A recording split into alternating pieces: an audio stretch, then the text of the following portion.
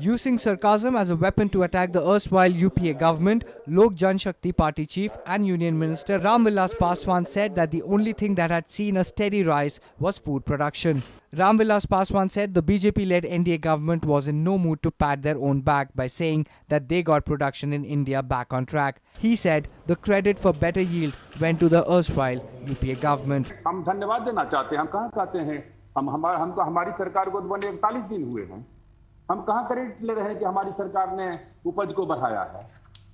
लेकिन ये बात सही है कि आप ही की सरकार थी, कांग्रेस की सरकार थी, उपज बढ़ी, गन्ना का क्या कहते हैं, गन्ना का प्रोडक्शन क्या कहते हैं, गन्ना का प्रोडक्शन क्या कहते हैं कि बढ़ा, इसमें दो मत क्या कहते हैं कि नहीं है।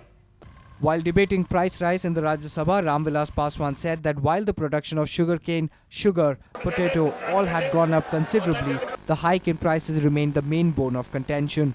He said middlemen were the key problem in this kind of steady price rise, which had been seen over a period of time. He termed them anti-national. तो यदि आलू का पैदावार बढ़ा हुआ है, चीनी का पैदावार बढ़ा हुआ है, प्याज का पैदावार बढ़ा हुआ है, तो फिर ये दाम क्यों बढ़ रहा है? मामला यहां जाकर के लटकता है।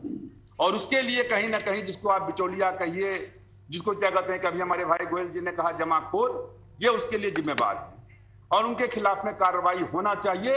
और मैं समझता हूं कि पूरे के पूरे सदन को हमने कहा राष्ट्रद्रोह का काम है, एक मंत्री के हैसियत से कहा, सोच समझ कर कहा।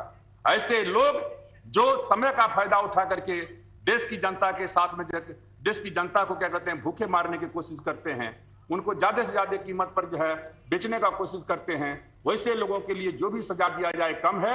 और ऐसे लोग क्या कहते हैं कि जमाखोर मुनाफाखोर ही नहीं है, राष्ट्रद्रोह का भी काम करने का काम करते हैं। Powered by NNIS.